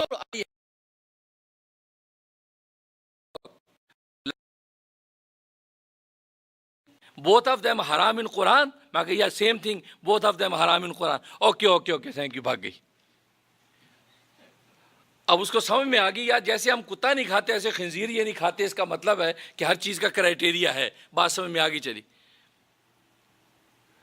تو کہنے کا میں عقل سے اگر پوچھ رہے ہیں تو خنزیر گوشت ہے جی, ایک اینیمل ہے, کوئی بات نہیں. کھانے والے یہ سوچ کے کھاتے ہیں تو بکرے کا بھی تو گوشت ہے, خنزیر کا بھی تو گوشت ہے. لیکن بات وہی ہے کہ عقل کے پاس اس سوال کا جواب نہیں ہے. عقل کے پاس اس سوال کا جواب نہیں. اور عجیب بات یہ ہے کہ قرآن کریم میں اللہ تبارک و تعالی نے ہر اس سوال کا جواب دے دیا کہ جس سوال کا جواب اپنی عقل اور محنت سے آپ حاصل نہیں کر سکتے تھے, قرآن نے اس کا جواب دیا ہے. جس چیز کا جواب اپنی عقل اور محنت سے آپ حاصل کر سکتے ہیں اس کا جواب قرآن نے دیا ہی نہیں. وہ آپ کی جد و جہد پر چھوڑ دیا ہے, وہ آپ کی عقل پر چھوڑ دیا ہے. اس لیے قرآن کریم میں اللہ تبارک و تعالی نے خنزیر کا جواب دے دیا, خنزیر حرام. قرآن کریم میں اللہ نے شراب کا کہہ دیا شراب حرام, جوئے کا کہہ دیا جوا حرام. کیوں؟ اس لیے کہ یہ وہ سوالات ہیں اگر آپ عقل کے کمپیوٹر میں فیڈ کریں گے تو اس کا غلط جواب دے گی. اور آپ کمپیوٹر کا اصول جانتے ہیں کہ اس کے اندر جو پروگرام فیڈ ہوتا ہے اسی کا جواب دیتی. اب عقل کے کمپیوٹر میں اس سوال کا جواب فیڈ نہیں ہے کہ بھی خنزیر کا گوشت حلال ہے کہ حرام ہے. اگر آپ پوچھیں گے تو الٹا غلط جواب دے گی. تو اللہ تبارک و تعالیٰ نے آلریڈی قرآن کریم میں اس بات کا جواب دے دیا کہ خنزیر حرام, شراب حرام, جوا حرام. جو حرام چیزیں تھیں جس کو آپ اپنی عقل کے ذریعے سے حرام نہیں کر سکتے تھے, اپنی جد و جہد محنت کے ذریعے سے اس کی حرمت پر نہیں پہنچ سکتے تھے, اللہ تبارک و تعالیٰ نے قرآن میں اس کا آٹومیٹکلی جواب دے دیا. اور جس کو آپ اپنی عقل محنت کے ذریعے سے حاصل کر سکتے ہیں, اللہ تبارک و تعالیٰ نے ہماری محنت عقل پر چھوڑ دیا. لوگ کہتے ہیں جی ہوائی جہاز بنانے کا قرآن میں طریقہ کہاں لکھا ہے؟ بھئی ہوائی جہاز بنانے کے طریقے کو آپ اپنی عقل اور محنت سے پہنچ سکتے تھے, اس لیے ہماری جد و جہد پر چھوڑ دیا. لہذا انسان جد و جہد کر کے اس تک پہنچا اور جہاز بنا لیا. کلیات اور اصول تو قرآن کریم میں ہر چیز کے ذکر کر دی ہیں, لیکن اس کی وہ تفصیلات ہماری عقل اور محنت پر چھوڑی. چنانچہ انسان آج تک اپنی عقل اور محنت کے ذریعے سے طرح طرح کے راز دریافت کر رہا ہے, طرح طرح کی ایجادات کر رہا ہے. یہی وجہ ہے کہ اللہ تبارک و تعالیٰ نے قرآن میں ان چیزوں کا ذکر کر دیا جس کو ہم اپنی عقل و محنت سے حاصل نہیں کر سکتے تھے. عقیدہ آخرت کیا ہے, رسالت کی حقیقت کیا ہے, توحید کا تصور کیا ہے, یہ قرآن کریم نے کھول کے طرح طرح کے انداز میں بیان کر دیا کہ ہم اپنی عقل اور محنت سے اس کو حاصل نہیں کر سکتے تھے. اس لیے اللہ تبارک و تعالیٰ نے وحی کے نور کے ذریعے سے اس کو واضح کر دیا. رشتوں کی تقدس کی حقیقت قرآن کریم نے واضح کر دی کہ یہ جو 14 رشتے ہیں, یہ 14 رشتوں میں تم نکاح نہیں کر سکتے. ماں سے نکاح نہیں کر سکتے, بہن سے نکاح نہیں کر سکتے, بھانجی سے نہیں کر سکتے, بھتیجی سے نہیں کر سکتے, خالہ سے نہیں کر سکتے, پھوپھی سے نہیں کر سکتے. یہ سارے رشتے 14 رشتے قرآن کریم نے ذکر کر دی, اس لیے کہ یہ رشتوں کا جو تقدس تھا تم اپنی عقل کے ذریعے سے حاصل نہیں کر سکتے تھے. اللہ تبارک و تعالی نے وحی کے نور کے ذریعے سے بتا دیا. لہٰذا وہاں میں عقل چلانے کی ضرورت نہیں کہ قرآن نے کیوں منع کر دیا, اس لیے کہ اس کیوں کا جواب آپ کی عقل کے اندر آنے والا نہیں. میں ایک مرتبہ کیلیفورنیا گیا تو ایک والدین آئے, بچہ ان کے ساتھ ہے. کہا کہ یہ بچہ کہتا ہے کہ اللہ میاں ہے تو نظر کیوں نہیں آتا, اللہ میاں ہے تو نظر کیوں نہیں آتا. اور آپ جانتے ہیں کہ آج کل یہ اسکولوں کالجوں میں ایتھیزم بہت پھیل رہا ہے, ایتھیسٹ تصورات پھیل رہے, ایتھیزم. اللہ ہے تو نظر کیوں نہیں آتا, اللہ ہے تو میری بیماری ٹھیک کیوں نہیں کرتا, اللہ ہے تو اللہ رحیم ہے تو یہ کیوں نہیں کرتا. یہ سوالات کر کے وہ ایتھیزم پھیلاتے ہیں. تو بچہ کہنے لگا جی یہ کہ اللہ ہے تو نظر کیوں نہیں آتا. تو کہتے یہ اس کو آپ سمجھائیں مفتی صاحب, یہ بات. میں نے بچے سے کیا بات ہے, کہا جی اللہ ہے. کہ بالکل. کہتے ہے تو نظر کیوں نہیں آتا, ہمیں نظر آنا چاہیے اللہ ہے. میں کہ تم بے عقل ہو, تم دیوانے ہو, تمہارے پاس عقل نہیں ہے. کہ نہیں آئی ایم اوکے. میں کہ نہیں تم اوکے نہیں ہو. میں کہ تمہارے دماغ میں خلل ہے, تمہیں عقل نہیں ہے. نہیں میرے پاس عقل ہے, آئی ہیو اے سینس, میں انٹیلیجنس. وہ کہنے لگا. میں تمہارے پاس عقل ہے؟ ہاں بالکل عقل ہے۔ میں کہ دکھاؤ کہاں ہے، عقل دکھاؤ۔ نہیں I can't show but I have۔ میں کہ بس you can't show، تم عقل دکھا نہیں سکتے۔ اللہ نے تمہارے وجود کے اندر ایک ایسی چیز رکھ دی ہے کہ جہاں ساری دنیا مانتی ایک عقل ہے لیکن نظر نہیں آتی۔ آپ کے حرکات و سکنات بتاتے ہیں کہ اس میں عقل ہے۔ آپ سیدھا چلتے ہیں، اچھی بات کرتے ہیں، صحیح جگہ دیکھتے ہیں، صحیح بات سنتے ہیں، تمہاری حرکات و سکنات یہ دلیل ہے اس بات پر کہ یہ بندہ عقل مند ہے۔ تو تمہاری حرکات و سکنات سے پتہ چلتا ہے تو عقل مند ہے۔ بالکل اسی طریقے سے اس کائنات کا پورا نظام، چاند سورج ستارے ہیں، ہوائیں چلتی ہیں، دریا بہتے ہیں، پہاڑ کھڑے ہیں، یہ کائنات کا پورا نظام جو ہوتا نظر آتا ہے، اس کو دیکھ کر پتہ چلتا ہے کہ اس نظام کو چلانے والا کوئی ہے اور وہی خدا ہے۔ تو سمجھ میں آ گئی کہ ہاں بات صحیح ہے۔ بھئی آپ کے وجود میں اللہ نے ایک ایسی چیز رکھی کہ آپ شو نہیں کر سکتے۔ لوگ یہ سمجھتے کہ بھئی وہ امام اعظم ابو حنیفہ رحمۃ اللہ علیہ کے زمانے میں ایک ایتھیسٹ نے یہ دعویٰ کر دیا کہ میرے پاس چند سوالات ہیں، اگر کوئی جواب دے دے تو میں مان جاؤں، لہذا بادشاہ کے دربار تک پہنچ گیا۔ اب وقت کے علماء کے سامنے جب وہ سوالات رکھے گئے، اب وقت کے علماء کے لیے نئے سوالات تھے، بڑے حیران ہوئے کیا جواب دیں۔ اب بادشاہ موجود ہے اور وہ تخت پر ساتھ بیٹھا ہے، وقت کے علماء جمع ہیں اور وہ سوالات کرتا ہے۔ وہ سوال کیا کرتا ہے؟ پہلا سوال یہ کرتا ہے کہ اللہ سے پہلے کیا تھا، پہلا سوال۔ دوسرا سوال کرتا ہے کہ اللہ اس وقت کیا کر رہا ہے، اللہ اس وقت کیا کر رہا ہے، دوسرا سوال۔ تیسرا سوال یہ کہ اللہ ہے تو نظر کیوں نہیں آتا۔ چوتھا سوال کہ اس وقت اللہ کی جہت کس طرف ہے، مشرق کی طرف ہے، مغرب کی طرف ہے، شمال کی طرف، جنوب کی طرف، اللہ کی جہت کس طرف ہے۔ یہ چار سوال کرتا ہے۔ اب یہ بالکل نئے سوالات تھے۔ اب علماء حیران کہ یار اس کا کیا جواب دیں۔ تو بادشاہ بھی بڑا شرمندہ کہ بھئی اہل سنت کے علماء موجود ہیں اور یہ ایتھیس یہ سوال کر رہا ہے، دہریہ۔ تو کسی نے کہا کہ بادشاہ سلامت، یہاں ایک عالم ہے ابھی، نعمان بن ثابت، امام اعظم ابو حنیفہ، اس سے پتہ کرے، اس کے پاس ان سوالوں کا جواب ہوگا۔ اس کا اچھا، تو قاصد بھیجے کہ جا نعمان بن ثابت کو لے کے آؤ۔ اب وہ قاصد امام ابو حنیفہ رحمۃ اللہ علیہ کے پاس پہنچے۔ امام اعظم ابو حنیفہ رحمۃ اللہ علیہ کی والدہ، بوڑھی والدہ زندہ تھیں، اور وہ اپنی والدہ کے اتنے تابع دار تھے کہ جب بھی کسی جگہ جاتے تو والدہ سے دعا لے کے جاتے کہ اماں فلاں جگہ جا رہا ہوں، آپ دعا کیجیے گا۔ یہ ماں باپ کی دعائیں بڑی کام کی ہیں۔ یہ آج کے نوجوان اس حقیقت کو سمجھتے نہیں۔ ابا بڈھا ہو گیا، اماں بڈھی ہوگی، اس کو پتہ ہی نہیں کیا کرنا ہے۔ ہمیں پتہ ہے this is America, we born in America, we know you born in Pakistan, India, Bangladesh, you don't know ہے۔ یہ بچے یہ باتیں کرتے ہیں، ان بچوں کو پتہ نہیں یہ بوڑھی ماں کی دعا، اس بوڑھے باپ کی دعا۔ اللہ اکبر، حدیث میں نبی نے فرما دیا اگر تم یہ پتہ کرنا چاہتے ہو کہ تمہارا رب تم سے راضی ہے اور خوش ہے یا نہیں، تو فوراً دیکھو تمہارا ابا تم سے راضی خوش ہے یا نہیں۔ اس لیے کہ ابا کی رضا میں ربا نے اپنی رضا کو رکھا ہے۔ اگر ابا تم سے خوش ہے سمجھو تمہارا ربا بھی تم سے خوش۔ ایک صحابیہ ہے، کہا کہ یا رسول اللہ الجنہ، اے اللہ کے رسول جنت کہاں ہے؟ اب وہ تو یہ سوچتا ہوگا کہ نبی کہہ گا ساتوں آسمانوں سے اوپر عرش کے پاس۔ نبی نے فوراً اس کے پاؤں سے اشارہ کر کے کہا کہ تحت اقدام امک، تیری ماں کے قدموں کے نیچے۔ جو ماں بیٹھی گھر میں بڑھیا، اس کے پیروں کے نیچے جنت ہے تیری، اور تیری جنت کا دروازہ تیرا باپ ہے۔ تیرا باپ اگر تجھ سے راضی ہے تو جنت کا دروازہ کھول دیا جائے گا، اگر باپ تجھ سے ناراض ہے تو دروازہ بند رہے گا۔ اور آج یہ بچے اس حقیقت کو سمجھتے نہیں۔ یہاں خاص طور پر یہ امریکہ اور یورپ کے اندر یہ شکایات کہ یار بچے، اماں کہتی ہماری بات نہیں سنتے، ابا کہتے ہمیں دوستوں کو، اس لیے حدیث میں آتا ہے قرب قیامت میں ہوگا، یہ علامتوں میں سے ایک علامت ہے کہ بچے اپنے دوست کو اپنے باپ پر ترجیح دیں گے۔ اور آج یہ نظر آتا ہے، دوستوں کی بات کو ترجیح دیتے، ابا کی سنتے ہی نہیں۔ لیکن نبی نے فرمایا، حضرت موسیٰ علیہ الصلوۃ والسلام سے اللہ تبارک و تعالیٰ نے ایک مرتبہ فرمایا، اے موسیٰ لوگوں کو بتا دو، لوگوں کو بتا دو کہ جو دنیا کے اندر اپنے ماں باپ کا فرما بردار رہے گا اس کو ہم 3 انعام دیں گے۔ پہلا انعام دیں گے کہ اس کی عمر لمبی کر دیں گے، دوسرا انعام دیں گے کہ اس کی عمر میں دولت و ثروت عام کر دیں گے، اور تیسرا انعام دیں گے کہ اس کو ویسی فرما بردار اولاد عطا کریں گے جیسے یہ اپنے ماں باپ کی آنکھوں کی ٹھنڈک بنا ہے وہ بھی اسی طرح ٹھنڈک بنیں گے۔ اور فرمایا کہ جو اپنے ماں باپ کا نافرمان ہوگا اس کو بتاؤ دنیا کے اندر 3 سزائیں دیں گے. پہلا اس کی عمر کم کر دیں گے, دوسرا اس کی عمر میں سے دولت کو کھینچ لیں گے, اور تیسرا اس کو بھی ایسی اولاد نافرمان دیں گے کہ جو اس کے لیے اسی طرح اذیت بنے گی جیسی اپنے ماں باپ کے لیے اذیت بنا. اب اندازہ کریں کہ آج دنیا کے اندر دوڑ دھوپ اسی بات کی ہے کہ ہماری عمر لمبی ہو اور خوب مال و دولت ہو. یہ چاہتا ہے ہر آدمی.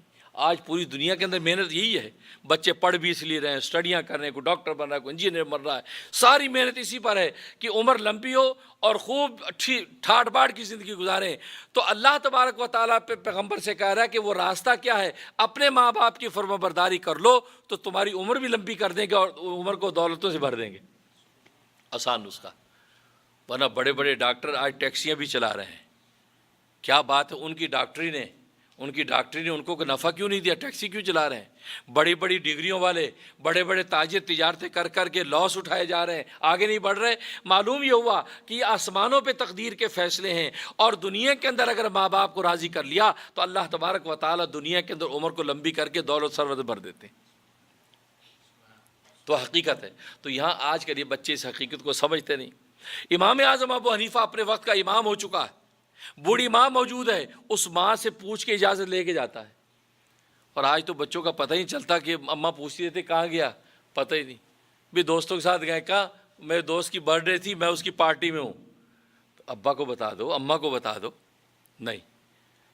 تو امام ابو حنیفہ نے اماں سے پوچھا کہ اماں بادشاہ نے بلایا ہے, دعا کریں, کوئی مہم ہے, کوئی ایسا کوئی مارکا ہے, خیریت رہے. کہا کہ بیٹا دعا کرتی ہوں اللہ تجھے کامیاب کرے. بلکہ بڑا لطیفہ لکھا کہ بعض دفعہ ہوتا تھا کہ وہ اماں ایک مسئلہ پوچھتی تو ابو حنیفہ مسئلہ بتا دیتے کہ یہ مسئلہ ہے. کہا کہ نہیں, وہ مسجد کے پیش امام کے پاس لے چل, ذرا میں اس سے پوچھ لوں, پھر مجھے اطمینان ہوگا, ابھی تیرا اطمینان نہیں ہو رہا مجھے. وہ لے کے آتے, مسجد کے امام کو کہتے کہ جی یہ اماں مسئلہ پوچھ رہی ہے. اب وہ جیسے مسئلہ پوچھتی, اب امام صاحب کو دیکھتا کہ امام ابو حنیفہ کھڑا, میں کیا جواب دوں. امام ابو حنیفہ اشارہ کرتے اس کو کہ بھئی تو ادھر دوسرے کمرے میں چلو, اشارہ کرتے. تو وہ کہتا اماں اچھا میں ذرا کتاب دیکھ کے آتا ہوں, ابھی ٹھہرے بتاتا ہوں. وہ ادھر جاتے, ابو حنیفہ ادھر سے جاتے. کہا جی کیا جواب ہے؟ کہ جواب ہے جائز ہے. اچھا جی, آیا جی میں دیکھ لیا اماں یہ جائز ہے. ہاں میرا بیٹا بھی یہی کہہ رہا تھا, لیکن تمہارے کہنے سے تصدیق ہو گئی. اب دیکھو ابو حنیفہ وہاں وہ نہیں ہو رہے, جھلا نہیں رہے. اماں کیا بات ہے, مجھے انسلٹ ہو گئی, اب میری بات نہیں سنتی. آج جیسے بچے اماں ابا پہ فوراً تب جاتے ہیں, لیکن ابو حنیفہ سر جھکا, جی اماں بس صحیح ہے. وہ نہیں, ان کو کوئی تیش نہیں آ رہا کہ اماں میری انسلٹ کر رہی ہے. آج تو بچوں کو منٹ میں انسلٹ ہونے لگتی ہے. نہیں, ماں باپ کے رشتے کے تقدس کو سمجھ لو. حدیث میں آتا ہے کہ جس نے محبت سے اپنے ماں باپ کے چہرے پہ نظر ڈال دی, مقبول حج عمرے کا ثواب لکھ دیا جاتا. یعنی آپ اگر خود کر کے آئیں, پتہ نہیں حج قبول ہو یا نہ ہو, لیکن آپ اپنے ماں باپ کو گھر کے اندر بیٹھے ہوئے محبت سے دیکھ لیں, نبی کہہ رہے ہیں کہ مقبول حج عمرے کا ثواب. یہ تو گھر میں قبلہ اور کعبہ گھر کے اندر آپ کو دے دیے ہیں, اس لیے اس لذت سے جتنا فائدہ اٹھانا ہے اٹھاؤ. یہ نعمت دوبارہ ملنے والی نہیں. قرآن میں اللہ نے اپنے بعد ماں باپ کو ذکر کیا, اپنا حق ذکر کیا, توحید اختیار کرو, شرک نہ کرو. اس کے بعد فوراً کہا وبالوالدین احسانا, اپنے والدین کے ساتھ حسن سلوک کرو. کیونکہ اگر میں خالق ہوں تو ماں باپ یہ سبب تخلیق ہیں, یہ تخلیق کا سبب بنے ہیں, لہٰذا میں اپنے بعد ان کے حق کو رکھتا ہوں. لہٰذا ان کے دل کو خوش رکھو, ان کے سامنے اف بھی نہ کہو. ولا تقل لهم اف. اف آدمی جلا کے کہتا if mama, if papa, if کرتا ہے نا. اور یہاں او مائی گاڈ کر دیتے ہیں, یہاں کرتے ہیں بچے, یہاں کے بچے ایسے کر دیتے ہیں. کہا کہ نہیں, اس کی بھی اجازت نہیں. لڑائی بھڑائی تو دور کی بات ہے. اس لیے ماں باپ کا حق بہت اونچا. اب امام ابو حنیفہ چلے, دربار پہنچ گئے, دروازے پہ پہنچے, دربار بھرا ہوا ہے, علماء بیٹھے ہیں, اور وہ تخت پہ بیٹھا ہے دہریہ. اب وہاں جیسے پہنچے تو اس نے فوراً سوال کیا. اس نے سوچا اتنے 200 مولوی جواب نہیں دے سکے, یہ کون سا انوکھا ہے, یہ بھی جواب نہیں دے سکے گا. اس نے جیسے سوال کیا تو امام ابو حنیفہ بھی دروازے پہ تھے. کہا کہ سائل میں ہوں یا تو ہے, سائل میں ہوں یا تو ہے. کہہ رہے کہ سائل میں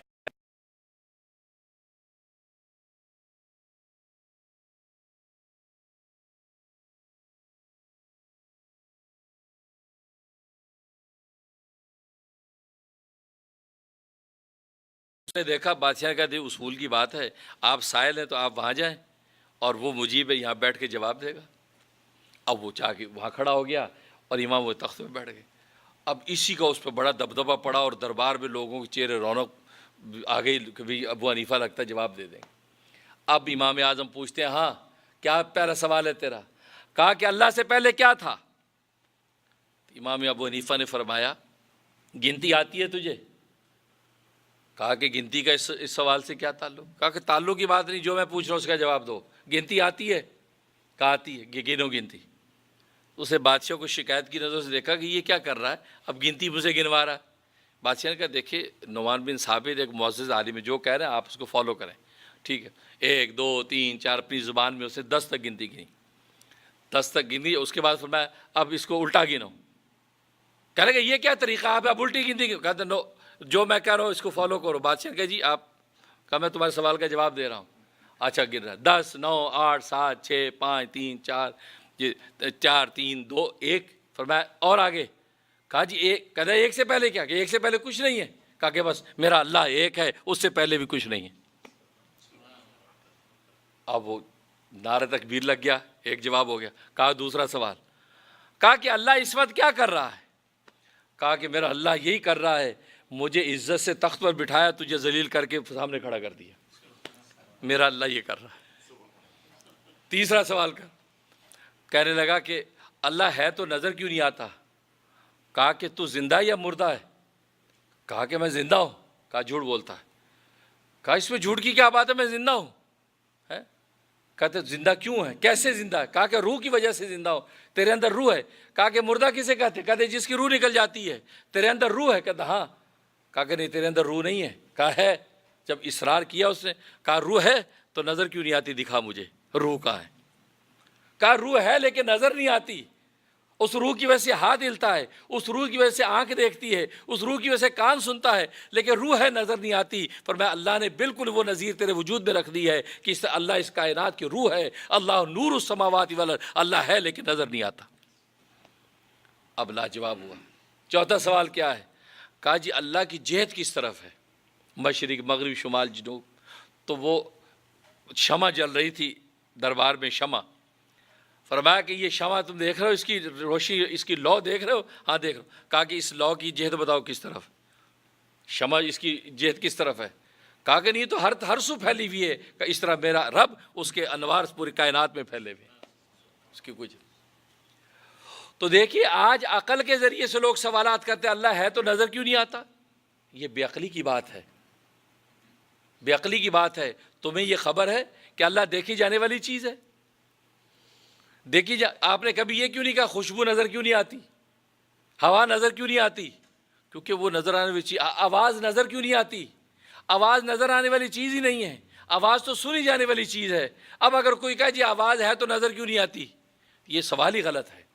اس لیے اللہ تبارک و تعالیٰ نے قرآن کریم میں صاف بتا دیا دنیا میں میں نظر نہیں آتا، آخرت میں۔ دنیا میں تھے حضرت موسیٰ علیہ السلام نے کہا آپ اپنا مجھے دکھائیے، فرمایا کہ لن ترانی، دنیا کے اندر تو مجھے نہیں دیکھ سکتا۔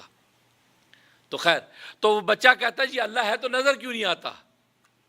تو بات وہی ہے کہ انسان کے وجود میں اللہ نے ایسے نظارے رکھے ہیں، کائنات میں ایسے نظارے رکھے ہیں کہ جس کو دیکھ کے اللہ تبارک و تعالیٰ کے وجود پر انسان ایمان لے آتا ہے کہ جیسے یہ چیز نظر نہیں آتی اور وہ ہے، اسی طریقے سے اللہ تبارک و تعالیٰ کی ذات ہے اگرچہ نظر نہیں آتی۔ تو عقل، تو جب انسانی زندگی کا دور ہے تو عقل حاکم ہے، اور جب ایمانی زندگی کا دور ہے اب شریعت حاکم، اب شریعت سے پوچھ کے چلتا ہے۔ دیکھو شریعت نے آ کے آپ کو کھانے پینے سے روکا نہیں، پہننے اوڑھنے سے روکا نہیں، مکان بنانے سے روکا نہیں، انس و الفت کے لیے نکاح شادی کرنے سے روکا نہیں، لیکن اس کا کرائٹیریا بتا دیا، اب کھانا ہے تو تمہیں یہ کھانا ہے، یہ نہیں کھانا۔ اور میں نے بتایا کہ دنیا میں جیسے فلٹر پانی پیتے ہیں، منرل واٹر، تو اللہ نے دین اور شریعت کی وجہ سے ہمیں دنیا کو پاکیزہ کر کے عطا کر دیا، پاکیزہ کر کے عطا کر دیا۔ چانچہ انبیاء کرام میں بھی بادشاہ گزرے ہی گزرے۔ حضرت سلیمان علیہ السلام سے بڑا بادشاہ کون ہوگا؟ ان کے کھانے پینے کے دسترخوان، ان کے پہننے اوڑھنے کے لباس، ان کے محلات کی شان، ان کے شاہی تخت، تو کائنات میں تو اس کی نظیر ہی نہیں ہے۔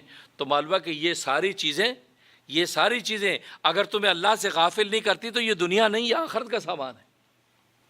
حدیث میں آتا ہے کہ ایک مرتبہ تخت اڑا تو حضرت سلیمان علیہ السلام یوں جھک کر بیٹھ گئے، یوں سر جھکا لیا، تو ملائکہ نے کہا اے رب ذوالجلال، تیرا سلیمان بندہ یہ تو بادشاہ ہے، بادشاہ تو یوں گو تکیوں سے ٹیک لگا کے بیٹھتے ہیں اور یہ یوں جھک کر بیٹھ گیا ہے، یہ کیا ماجرا ہے؟ تو اللہ نے فرمایا سلیمان کی اس جھکنے نے اس کو اونچا کر دیا، اس کے جھکنے تو اس کو اونچا کیا ہے، اس کی بادشاہت نے اس کے دماغ کے اندر نخوت اور تکبر پیدا نہیں کیا۔ اس کا عالم تو یہ ہے کہ یہ گھوڑے پر سوار ہوتے تھے تو ایک پاؤں رکھ کے دوسرے پاؤں رکھنے تک پوری تورات تلاوت کر لیتے تھے۔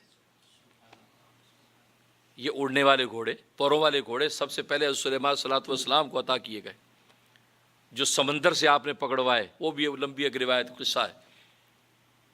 اس لیے یہ جو گھوڑا ہے، ان گھوڑوں کے پر تھے، یہ حضرت سلیمان نے پر کٹوائے ہیں، اس لیے گھوڑا دوڑتا ہے، جو گھوڑی کی دوڑ ایسے جیسے اڑ رہا ہے۔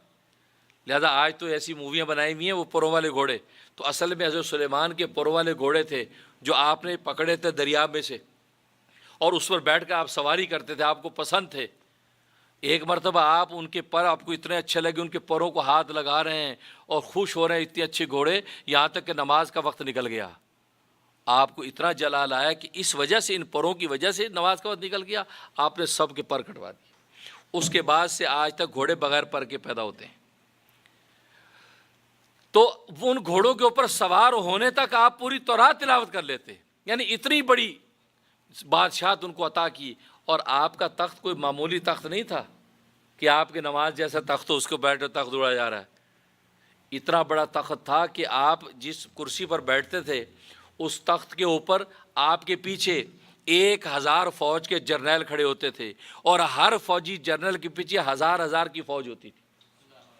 یہ سب تخت کے اوپر کھڑے، اتنا بڑا تخت، اور 3-4 میل کا حصہ زمین کا ٹکڑا وہ آپ کے ساتھ اڑتا تھا، جس پہ گائے بھینسیں بکریاں بندھی ہوتی تھیں کہ جہاں آپ اترتے وہاں وہ ٹکڑا اترتا، ان جانوروں کو ذبح کر کے کھانا کھایا جاتا تھا، اور پانی زمین سے نکال کر پانی تالابوں میں بھر دیا جاتا تھا، کھانے کے بعد جو کھانا پک رہا، پانی پیا جا رہا۔ اتنا بڑا تخت، اتنے بڑے زمین کے ٹکڑے ساتھ اڑ رہے ہیں، جس کی ایسی عظیم الشان بادشاہت ہو اور وہ خدا سے غافل نہ ہو، تو معلوم ہے کہ یہ کھانے پینے، یہ پہننے اوڑھنے، یہ محلات، یہ کچھ نہیں۔ ہاں اگر اللہ کی یاد ساتھ ساتھ ہے تو سمجھو کہ سلیمان کی بادشاہت مل گئی ہے، یوسف علیہ السلام والی شان مل گئی ہے، حضرت داؤد علیہ السلام والی شان مل گئی، اس لیے کہ اللہ نے ان انبیاء کو بادشاہ بھی بنایا ہے۔ صرف اس لیے بنایا تاکہ دنیا کے اندر اگر کل کو ایسے مومن آئیں کہ جو مال و دولت کے انبار اللہ نے ان کو دیے ہوں تو پریشان نہ ہو، شاندار کھائیں، اعلیٰ پہنیں، شاندار محلات بنائیں، اپنے رفیق حیات کا انتخاب کریں، تو فرمایا کہ بادشاہوں والی زندگی گزاریں، لیکن راتوں کو اللہ کے سامنے سجدہ دینے والے ہوں۔ امام رومی فرماتے ہیں کہ سونے چاندی کے ڈھیر ہوں اور وہ انسان کو اللہ سے غافل نہ کریں تو وہ دنیا نہیں آخرت کا سامان ہے۔ اور فرمایا اگر چھال کے جوتے ہوں اور ٹوٹی پھوٹی چٹائی کے اوپر لیٹا ہے، کھال کے جوتے اور اس کی اینٹ کا تکیا، یہ اللہ سے اگر غافل کر دیں، فرمایا کہ یہ ٹوٹا پھوٹا سامان دنیا ہے جو انسان کی ہلاکت کا باعث۔ تو ایمانی زندگی کا دور شروع ہوتا تو شریعت حاکم، اب شریعت سے پوچھ کے چلتا ہے، لیکن دین آنے سے دنیا چھوٹی نہیں۔ وہی میں نے بتایا 4 چیزیں وہ چل رہی ہیں ساتھ ساتھ چل رہی ہیں، بلکہ جو دیندار ہیں، دین پہ چل رہے ہیں، وہ تو کچھ زیادہ ہی کھاتے ہیں۔ بیچارے مولویوں کو لوگ کہتے ہیں مولوی کھاتے بہت ہیں، کیوں؟ اللہ عطا کرتے ہیں۔ مولوی بیچارہ ہر وقت صبح شام مسجد میں ہے، اللہ اللہ نماز، مولوی کھا رہا ہے، تو معلوم ہے کہ مولوی کو اللہ کھلا رہا ہے، تو کھانا پینا دین کے خلاف نہیں ہے، تو اللہ عطا کرتے ہیں۔ حضرت حکیم الامت مجدد ملت مولانا اشرف علی تھانوی رحمہ اللہ تعالیٰ فرماتے ہیں کہ جب مولوی بننے لگتا ہے تو لوگ کہتے ہیں مولوی بن گیا تو کھائے گا کہاں سے، اور جب بن جاتا ہے کہتے ہیں یار مولوی کھاتے بہت ہیں۔ کہتے اس کا اللہ ان کو عطا کرتے ہیں تبھی کھاتے ہیں بھائی۔ اس لیے ایک حدیث میں فرمایا کہ اللہ میری امت کے عالم کی رزق کو پورے عالم میں پھیلا دے، یہ نبی نے دعا کی ہے۔ لہٰذا اس لیے آپ دیکھتے ہیں کہ علماء جہاں بھی جاتے ہیں ان کو کھانے پینے کی کمی نہیں ہے، اللہ ان کو کھلاتے ہیں، دسترخوان منتظر ہوتے ہیں، آپ دوست منتظر ہوتے ہیں کہ حضرت ہمارے گھر کھانا کھائیے، حضرت ہمارے گھر کھانا کھائیے۔ وہ بیچارہ یہ کہہ کے جاتا ہے چلو یار تمہاری دفعہ اگلی دفعہ قبول کروں گا کیونکہ اس دفعہ تو ساری لسٹ مکمل ہے، اور پھر لوگ زبردستی کھلاتے ہیں، پرہیز بھی نہیں ہونے دیتے، تو معلوم ہوا کہ اللہ تبارک و تعالیٰ کے نے اپنے نبی سے دعا کروا دی کہ اللہ میری امت کے علماء کے رزق کو پورے عالم میں پھیلا دے، جہاں جاتے ہیں اللہ تبارک و تعالیٰ آسان کر دیتے ہیں۔ حضرت تھانوی رحمۃ اللہ بڑا لطیفہ لکھا ہے کہ ایک مرتبہ ایک سیٹھ صاحب تھے، ان کی والدہ فوت ہو گئیں، تو انہیں مدرسے کے طالب علم بلائے کہ بھی قرآن خوانی کر دیں، قرآن کر کے کھانا کھلا دیں گے۔ اب بچوں نے قرآن پڑھا، اس کے بعد اس نے پلاؤ زردہ پکایا تو بچوں نے کھایا۔ اب ظاہر اس زمانے کے اندر یہ پلاؤ زردہ مل جانا بچوں کے لیے بڑی بات، جہاں فاقے سے بیچارے پڑھتے تھے۔ اب وہ بچے کھانا کھایا، بڑا مزہ آ رہا ہے، تو ایک بچہ دوسرے پوچھتا ہے یار یہ ان صاحب نے یہ یار اتنی بڑی دعوت ہماری کیوں کی؟ وہ ساتھ والا کہتا ہے ایسے ان کی اماں مر گئی ہے نا، اس کی اماں مر گئی تو اس لیے دعوت کی ہے۔ اب بچہ ہے، طالب علم ہے، تو وہ کہتے یار اس کی اماں تو روز ہی مرے اس کی اماں تو روز ہی مرے، یار مزے کے کھانے ملے گا یہ بات۔ اب وہ سیٹھ صاحب تک خبر پہنچ گئی، اس نے آ کے جناب وہ مدرسے کے محتم صاحب کو شکایت کی کہ حضرت یہ ایک تو ہم کھانے کھلائیں اور دوسرا الٹا بچے دیکھو کیسی بےہودگی کی باتیں کرتے۔ وہ مولانا بھی تیز تھے، مولانا نے کہا کہ بھائی اپنی شادی پہ بلاتا تو تیری اور شادی کی دعا کرتے، تو بھی مرنے پہ بلاتا ہے تو مرنے کی کرے گے دعا۔ تو اماں مرنے پہ تو کھانا کھلایا، اگر شادی اور خوشی میں تم ان غریبوں کو بھول جاتے، ان کو بلاتے نہیں، اگر خوشیوں میں بلاؤ تو یہ کہہ رہے کہ اللہ بھی اس کی غور شادی کرے۔ تو بات وہی ہے۔ تو لیکن اللہ تبارک و تعالیٰ کسی بھی طریقے سے آج دینی مدارس آپ دیکھیں چل رہے ہیں، دینی مدارس کے اندر طلبہ یتیم غریب، لیکن ان کو دعوت کی روٹی مل رہی ہے اور اچھی روٹی مل رہی ہے، شاندار کھانا کھا رہے ہیں۔ کہاں سے دے رہے؟ اللہ تبارک، کیونکہ نبی پاک صلی اللہ علیہ وسلم کے مدرسہ صوفہ کی شاخیں ہیں۔ ابو ہریرہ پیٹ پہ پتھر باندھ کے بیٹھا ہے، کبھی ادھر بے ہوش ہو کے گرتا ہے، بھوک سے کبھی ادھر گرتا ہے، یہ اس کے جانشین ہیں، مدارس مساجد کے اندر بیٹھے پڑھ رہے ہیں، اللہ تبارک و تعالیٰ کو کھلا رہے ہیں۔ تو شریعت حاکم ہے، شریعت پوچھ کے چلتے ہیں، اور باقی آپ سب کو راضی نہیں کر سکتے۔ دین پہ آپ چل رہے ہیں تو بھی آپ کو دو چار تنقید کرنے والے ہیں، دنیا میں ہیں تو بھی دو چار تنقید کرنے والے ہیں، ہر ایک کو آپ خوش کر دیں یہ ممکن نہیں ہے۔ اس پر بڑا قصہ لکھا ہے کہ ایک باپ اور بیٹا، ان کے پاس ایک گدھا تھا، تو وہ دونوں اس پر سوار ہوئے اور گدھا لے کے چلے۔ اب ایک بستی میں سے گزرے تو بستی والے نے دیکھا، کہہ رہے کہ کتنے ظالم ہیں، ایک گدھا بیچارہ اس کی ایک پیٹھ پر دونوں سوار باپ بیٹا، اس بیچارے پر اس کی کمر توڑ دیں گے، کیسے ظالم ہے۔ اب ان کو بڑی شرمندگی ہوئی، باپ نے بیٹے سے کہا کہ بیٹا میں بیٹھتا ہوں، تو جو پیدل چل، اس لیے کہ لوگ ہم پہ تانا کر رہے ہیں۔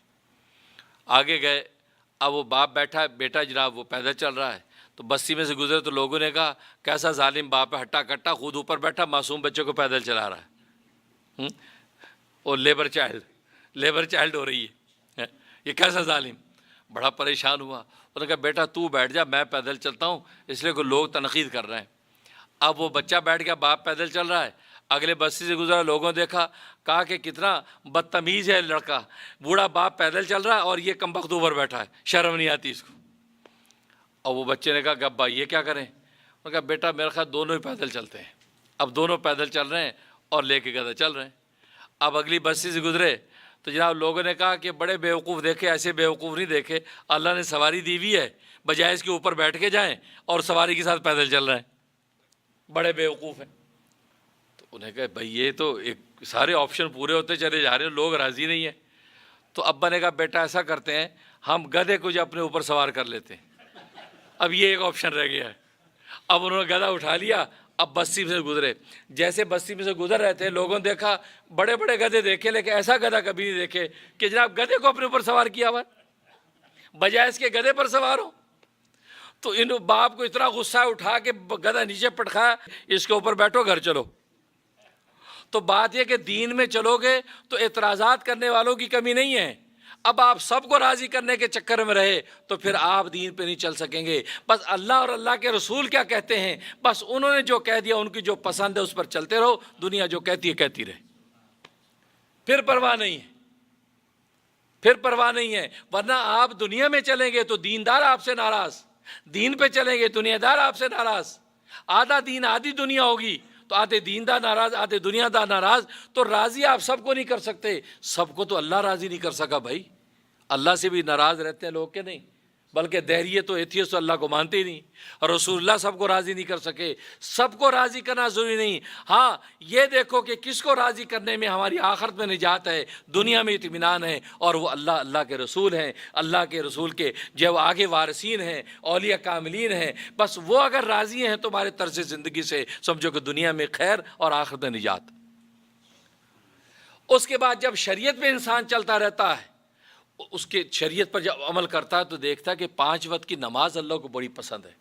اس کا مطلب ہے کہ اللہ کو نماز پسند ہے تو وہ 6 نمازیں پڑھنے لگتا ہے، یعنی تہجد کی نماز شروع کر لیتا ہے، پھر 7 نمازیں پڑھنے لگتا ہے، اشراق شروع کر لیتا ہے، چاشت شروع کر لیتا ہے، اوابین شروع کر لیتا ہے، نوافل بڑھا دیتا ہے، تو نماز کی تعداد بڑھا دیتا ہے کیونکہ اللہ کو نماز بڑی پسند ہے۔ روزے دیکھتا ہے کہ روزے اللہ کو اتنے پسند ہیں کہ اللہ کہتا ہے میں خود مل جاؤں گا، تو وہ خود سوچتا ہے صرف رمضان پر اکتفا نہ کروں، میں جمعرات پیر کا سنت روزہ بھی رکھوں گا، میں ایام بیج کا 13، 14، 15 کی چاند کا بھی روزہ رکھوں گا، میں شوال کے 6 روزے بھی رکھوں گا۔ اب وہ روزوں کی نوافل کی کوانٹٹی بڑھاتا ہے، تو جب یہ بڑھاتا ہے تو اس کا اور اپ گریڈ ہو گیا، اب ایمانی زندگی سے اوپر چلا گیا، اب عرفانی زندگی کا دور شروع ہو جاتا ہے، اس کو معرفت الہی حاصل ہو جاتی ہے اور اللہ کے ولیوں میں شامل ہو جاتا ہے، وہ عارف باللہ ہو جاتا ہے، وہ عارف باللہ ہو گیا، اس کا اپ گریڈ ہو گیا۔ کیوں کہ وہ اس نماز کے اندر اور اضافہ کر دیا، روزے میں اضافہ کر دیا، صرف سال کی زکوٰۃ پر اتفاق نہیں،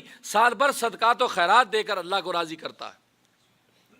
اب یہ عرفانی زندگی کا دور، اور جب عرفانی زندگی کا دور شروع ہوتا ہے تو پھر طبیعت حاکم نہیں، عقل حاکم نہیں، شریعت حاکم نہیں، بلکہ اب کیا ہے، مشیت حاکم ہو جاتی ہے۔ اب اللہ کے منشا کو دیکھتا ہے، شریعت کا لگا بندہ ضابطہ نہیں، اللہ کا منشا۔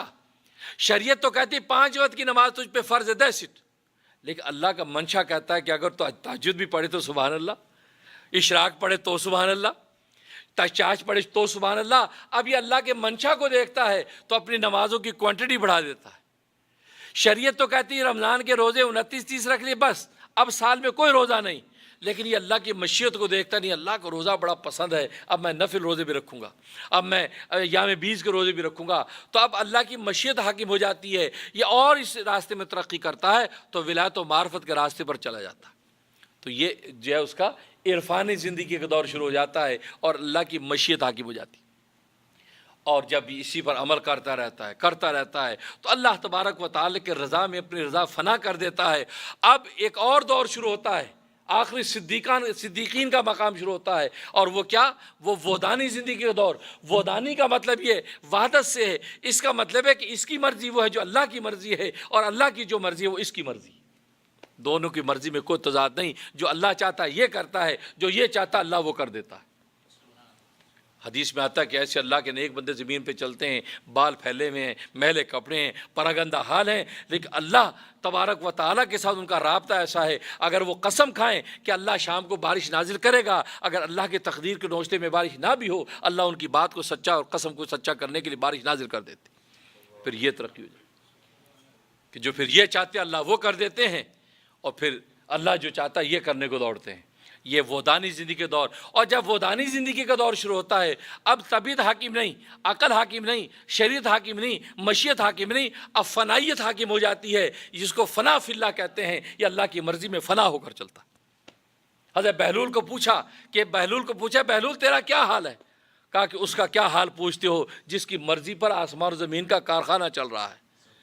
اس نے کہا جی آپ کی مرضی پر سارا کارخانہ چل رہا ہے؟ کہا کہ ہاں، تجھے پتہ نہیں اللہ کی مرضی سے سارا کارخانہ کائنات چل رہا ہے، اور بہلول نے اپنی مرضی کو اللہ کی مرضی میں فنا کر دیا، لہٰذا بس خوش ہوتا رہتا ہوں یہ سب میری مرضی سے چل رہا ہے کیونکہ میں نے اپنی مرضی اپنے اللہ کی مرضی میں فنا کر دی۔ یہ وہ وحدانی زندگی کا دور، آخری منزل صدیقین کا مقام، یہ اس کو مل جاتا ہے۔ لکھا ہے کہ ہندوستان میں امبالہ کے اندر ایک ولی تھے، شاہ دولہ رحمۃ اللہ علیہ۔ شاہ دولہ رحمۃ اللہ علیہ طغیانی آگے سیلاب آ گیا، اب لوگ دوڑے، بند باندھ دیا، پانی کو روکنے کی کوشش کی، اب دوڑے بھائی حضرت صاحب سے دعا بھی کرائیں، کیونکہ اللہ والوں کے پاس جب کوئی مصیبت آتی ہے تو دوڑتے ہیں دعا کرانے، آگے پیچھے نو لفٹ۔ وہ لکھا نا بزرگوں نے کہ مٹھائی والے سے مٹھائی مانگتے ہیں، کپڑے والے سے کپڑا مانگتے ہیں، سبزی والے سے سبزی مانگتے ہیں، لیکن اللہ والوں سے جا کے اللہ نہیں مانگتے، وہاں جا کر بھی دنیا ہی مانگتے ہیں۔ کہ حضرت جی دعا کر دیں میری دکان چل جائے، دعا کر دیں میری تجارت چل جائے، دعا کر دیں. کہا کہ مٹھائی والے سے اگر سبزی مانگیں تو بے وقوف کہلاتے. ارے جی دماغ خراب ہے، میں مٹھائی بیچ رہا ہوں سبزی بیچ رہا ہوں، ڈانٹتے. لیکن اللہ والوں کے پاس جا کے اللہ نہیں مانگتے، وہاں بھی جا کے دنیا ہی مانگتے ہیں. لیکن اللہ والوں کو ظرف ہے کہ وہ کچھ نہیں کہتے، وہ ان کو دنیا کی بھی دعا دیتے ہیں. اللہ تیرے کمزور بندے ہیں، ان کو دنیا عطا کر دے، اگر نہ ملی تو بے صبری ہو کے پتہ نہیں ایمان نہ کھو بیٹھیں. وہ دعا پھر بھی کر دیتے ہیں. لیکن فرمایا اللہ والوں سے اللہ مانگو، اور جس کو اللہ مل گیا، جس کو خدا مل گیا، اس کو ساری خدائی مل گئی، ساری خدائی مل گئی. اب لوگ ہے حضرت بند باندھ دیا تو یعنی آ گئی، گاؤں ڈوب جائے گا. حضرت کہا چلو. اب وہاں گئے تو بند باندھا ہوا ہے، پانی رکا ہوا ہے. حضرت فرمایا پھوڑا کہاں ہے؟ پھوڑا وہ کسی کی طرح پھوڑا ہوتا ہے، پھوڑا کہاں ہے؟ کہ جی حضرت یہ آپ نے پھوڑا لیا، بند توڑنا شروع کر دیا. کہا حضرت آپ بند توڑ رہے ہیں، یہ تو پانی سارا بستی میں آ جائے گا، بستی ڈوب جائے گی. فرمایا کہ جدھر مولا ادھر شاہ دولا، جدھر مولا ادھر شاہ دولا. اگر مولا چاہتا ہے کہ پانی بستی میں آئے تو شاہ دولا کی کیا مجال ہے کہ پانی کو روکے؟ اس لیے کہ ہم نے اپنی مرضی کو اپنے مولا کی مرضی میں فنا کر دیا ہے. بھائی اتنا کہنا تھا کہ پانی کا رخ پلٹ گیا، پانی کا رخ پلٹ گیا. لوگوں نے کہا حضرت پانی تو واپس ہو گیا. فرمایا بس اللہ بس اتنا ہی آزماتا ہے کہ تم اپنی مرضی میری مرضی میں فنا کر کے تو دیکھو، میں پھر وہ کروں گا جو تمہاری مرضی ہوگی. آج پریشان ہو کے تم اپنی مرضی اللہ کی مرضی میں فنا ہی نہیں کرتے. فنا کر کے تو دیکھو، اللہ کبھی تمہارے مفاد و مرضی کے خلاف نہیں کرے گا، اللہ وہ کر دے گا جو تمہاری مرضی ہوگی. وہ ہوا کہ پلٹ گیا. تو یہ اللہ والوں کی کرامتیں ہیں کہ اللہ تبارک و تعالیٰ اس طریقے سے دین کو آگے لے کے چلتے ہیں. تو بالکل میرے دوستو بزرگوں، حقیقت یہ ہے کہ انسان ایمانی زندگی یہ تو بنیاد ہے نجات کی، اور اس کے بعد درجات شروع ہو جاتے ہیں. اگر معرفت الہی ولایت و معرفت مل گئی، صدیقین کا مقام مل گیا، تو آگے جنت کے مزید مدارج ہیں، اللہ کے قرب کے مدارج و منازل ہیں. لیکن نفس معیار نجات کا ایمانی زندگی کا دور ہے. ایمانی زندگی کے دور تک اگر رہے تو نجات ہے، اگر اس سے نیچے انسانی زندگی تک رہے، عقل کو حاکم بنا کے چلے تو کوئی نجات نہیں ہے، پھر کوئی نجات نہیں. اور عقل میں تو اتنی عقل نہیں ہے. آج دنیا کہتی ہے کہ ہم عقل اور مشاہدے سے دنیا کے مسائل حل کرتے ہیں. حضرت حکیم الامت فرماتے ہیں کہ عقل میں تو اتنی عقل نہیں ہے کہ حلال اور حرام نوٹ میں فرق کر سکے. اگر ایک حلال کا ڈالر سامنے ہے، حرام کا ڈالر سامنے ہے، تو حلال حرام نوٹ میں فرق نہیں کر سکتی عقل. اور مشاہدہ تیرا اتنا کمزور ہے کہ ایک ریل گاڑی میں تو بیٹھا ہو، دوسری ریل گاڑی چلنے لگے، تیرا مشاہدہ سمجھتا ہے کہ میری ریل گاڑی چل رہی. جس کا مشاہدہ اتنا کمزور ہو وہ آسمان و زمین کی خبریں کیسے پتہ لگا سکتا؟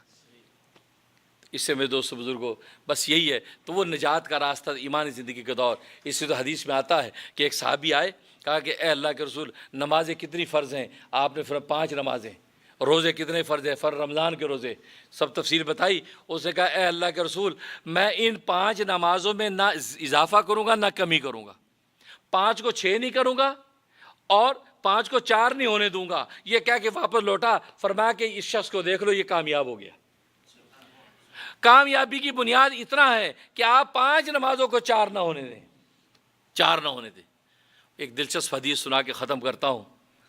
ایک صحابی نبی کی مجلس میں داخل ہوئے. ایک شخص، پتلی پتلی پنڈلیاں، کالی کالی پنڈلیاں، اور ایک چھوٹا سا کپڑا لپیٹا ہوا ہے، بدصورت سا کالا سا اس کا چہرہ ہے، اور وہ آ کے بیٹھ گیا. کہنے لگا کہ اے اللہ کے رسول کتنی نمازیں فرض ہیں؟ فرمایا کہ 5 نمازیں فرض ہیں. کہا کہ میں 5 ہی پڑھوں گا، میں نفلیں نہیں پڑھوں گا. کہا کیوں؟ کہا کہ اس لیے نہیں پڑھوں گا کہ اللہ میاں نے دیکھو مجھے کیسا بنایا ہے. مجھے بنانے میں اللہ نے فرض ہی پورا کیا ہے، فرض ہی پورا کیا ہے، میں بھی فرض ہی پورے کروں گا، میں نفل شفل نہیں پڑھوں گا. کیونکہ ظاہر ہے کہ جیسا مجھے اللہ نے بنایا ہے میں ایکسٹرا کون سی نفلیں پڑھوں بھائی؟ کیسا بدصورت، کیسی شکل، کیسی حالت. یہ بات کہی تو ابھی حضور سے مسکرائے ہی تھے کہ حضرت جبرائیل آ گئے. فوراً جبرائیل کہا کہ اللہ میاں اس شخص کو بشارت دے رہے ہیں کہ تو صبر کر، کل روز محشر میں جب تو اٹھے گا تجھے اللہ تبارک و تعالی جبرائیل جیسا حسن عطا فرمائیں گے. اور آپ کو پتا ہے کہ جبرائیل فرشتہ ملائکہ کے اندر بھی سب سے حسین ترین فرشتہ جبرائیل فرشتہ. کہا کہ اللہ تبارک و تعالی تجھ سے اتنے خوش ہیں کہ تو بس صبر کر کہ کل روز معاشر میں تجھے جبریل جیسا حسن دیں گے. اب جیسے یہ خبر سنائی وہ خوشی سے جھومنے لگا. کہا کہ اللہ کے رسول اب میں اپنے رب کو راضی کرنے کے لیے خوب نفلیں پڑھوں گا، ایکسٹرا اللہ کا ذکر کروں گا، ایکسٹرا اللہ کو راضی کروں گا، اس لیے کہ اللہ نے مجھے بشارت دے دی کل روز قیامت میرا حسن جبریل جیسا ہوگا.